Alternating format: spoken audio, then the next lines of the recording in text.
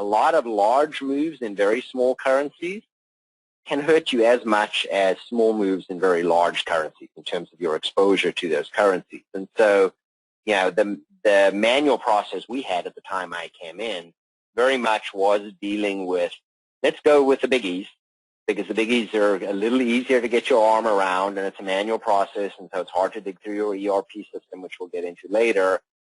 So let's just go with the top tier and deal with those, because the others in aggregate, whether they be, cross-currency, I'm just making these up, Malaysian ringgit to Indian rupee, that probably won't matter. Well, when currencies moved as much as they did during 2008 and continue to do today, as it turns out, a lot of those small currencies will add up to a large amount. So the concept of full visibility, the concept of knowing when things net against each other, and the concept of materiality matters. It doesn't matter how big or how small you are.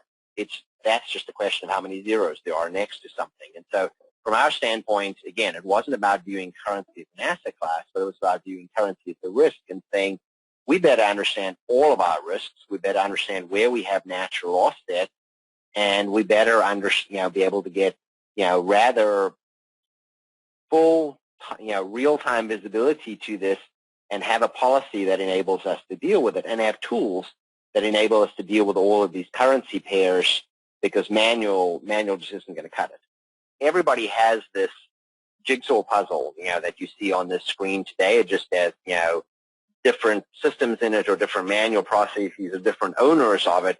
But it is, it's a jigsaw puzzle, or bubblegum and chicken wire, or whatever analogy or visual you want to paint for it, where you have different people that have different pieces of data here, and you cannot assume that everyone, and you shouldn't assume, that everyone in this chain of constituencies that is either going to generate an FX exposure or is going to be aware of an FX exposure is thinking about FX exposures.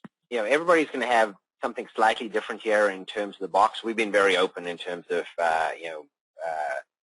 how we set ourselves up from a system standpoint, and who our vendors are. So I'll add some color to names in here, but that doesn't necessarily mean that's the only name you can use in some of those ones downstream. So everyone has an ERP system of some kind. You have Oracle, you may have SAP, you may have something else.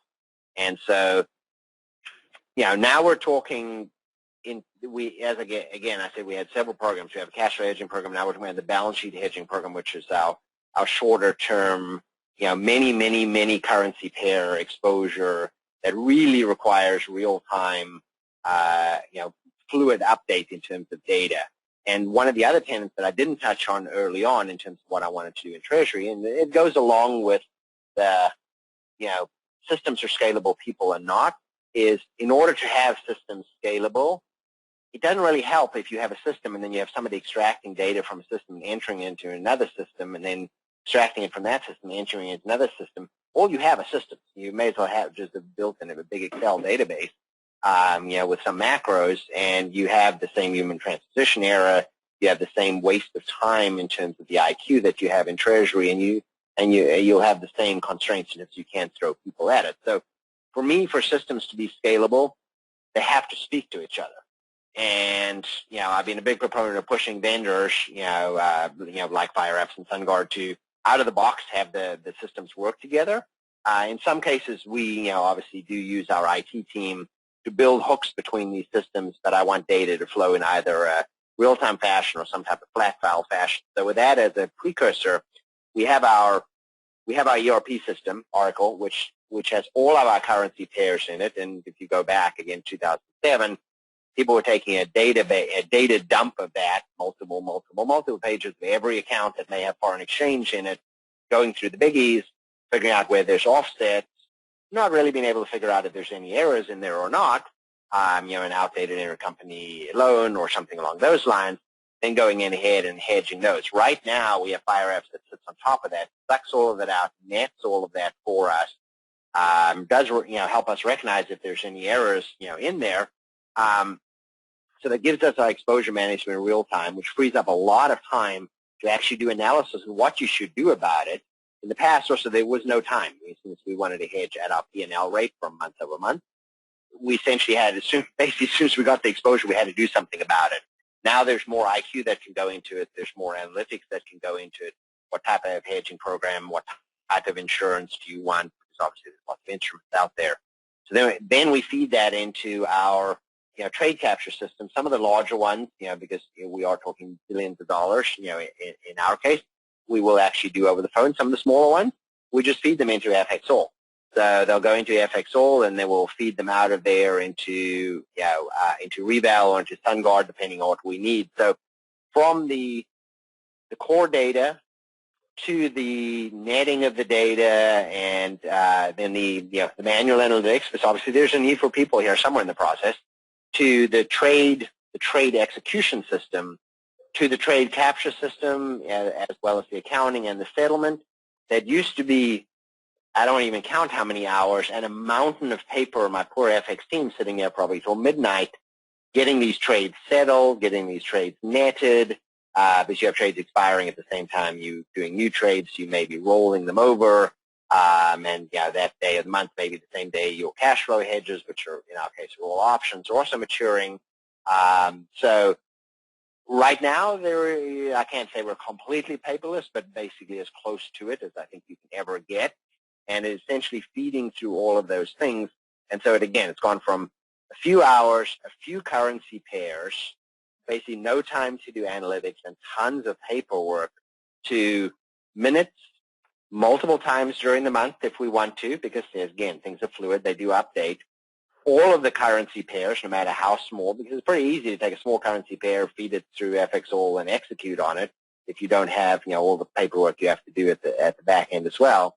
We can deal with ad hoc changes, so we can be more fluid in terms of adjusting a hedge as we go along, and straight through process. So, that's night and day from where we were, several years ago, because, 2010, we didn't have any of those systems. Next slide. I guess we're there already.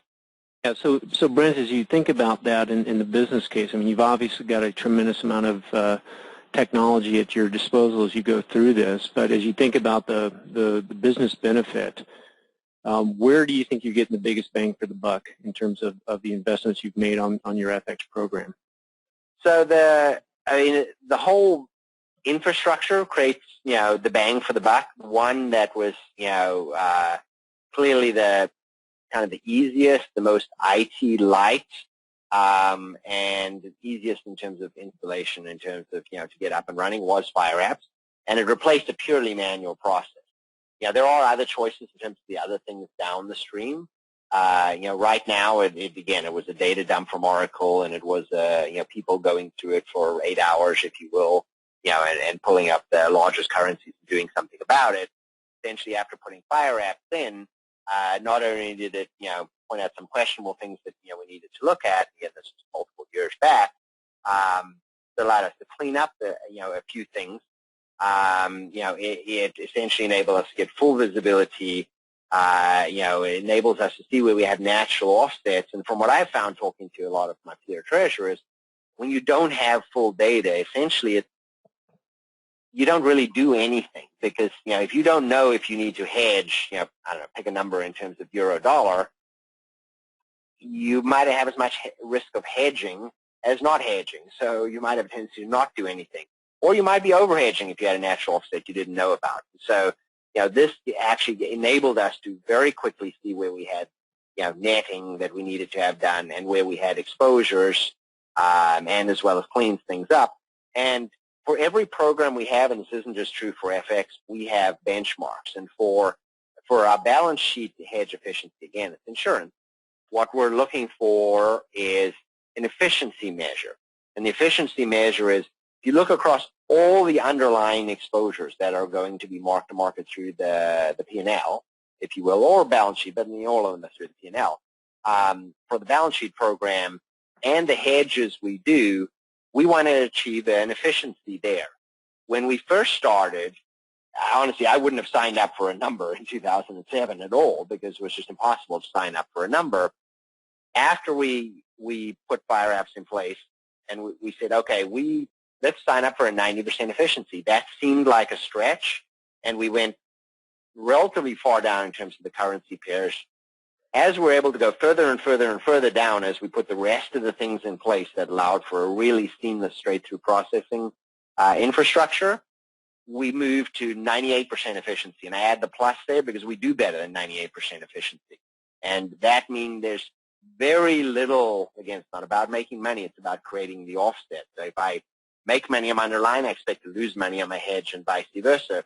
But I don't expect to be surprised by one being materially better than the other. Whether it's a positive surprise or a negative surprise, surprises are not a good thing because it means something's missing in the process. And so the fact that we're able to achieve that with all the currency pairs that we have, and at the size and complexity that we are, speaks, volumes to what the system has been able to do for us. And, the stuff I said earlier as well in terms of we don't have people doing it. I'm not wasting the IQ of the people that I have on the foreign exchange team, to crunch through data. Not much has changed, from the standpoint of, the core requirement in terms of we better have straight-through processing. We better have systems in terms of, that actually give us the data that we can analyze. I better have the flexible policies. I mean, it's not really, part of a systems webinar, but you better have flexible policies that allow you to adjust appropriately. We have what I call flexible risk-based policies that allow us to adjust as need be based on, what's going on in the market, as opposed to having to run, 7 levels up the management chain, something's happening, and then by the time you get approval, it's too late. Staying very close to it, we don't worry about the manual parts of the data. So yes, I mean, obviously, I don't know if, Greece is not the crisis du jour anymore, but, obviously it has been and, probably will be again, or there'll be something coming out of Europe. And so staying very close to that, knowing what we would do, there's obviously a lot of other things that you need to consider besides the things I said in there. Offset your exposures where you can. Stay very close to this. Make sure, you're talking to a lot of people. This is as much a banking crisis and not part of a systems webinar, but this is much, you mentioned earlier, I think on one of Wolfgang's slides was talking about banking exposures in some of the PIGS countries. It's as much a banking crisis as a sovereign crisis. Now a lot of these banks are sort of pseudo-nationalized, but so you could say it's one half dozen the other, but making sure you have good ISDAs in place. For those who don't know, that's the International Swap Dealers Association agreement that often comes with a collateral agreement. It should come with a collateral agreement. Making sure you're managing your exposures. We don't do business with any banks that we don't have good ISDAs with, so we understand our counterparty exposures in there. And then just back to everything else I said, the automation analytics are absolutely key. And that isn't just true for FX. I mean, it's true for FX, it's true for portfolio, it's true for cash. If I include all of those systems, some of which, FX feeds into, if you go back 2007, we had 50% visibility into our cash, and it took us 8 hours to get that. We have 98% visibility into our cash on a real-time basis across the world, whatever currency it's in. And so that's part of staying close to the crisis, whether a bank's affected by it, knowing what money you have with them, whether a counterparty is affected by it, knowing what exposures you have with them, how it's offset with collateral.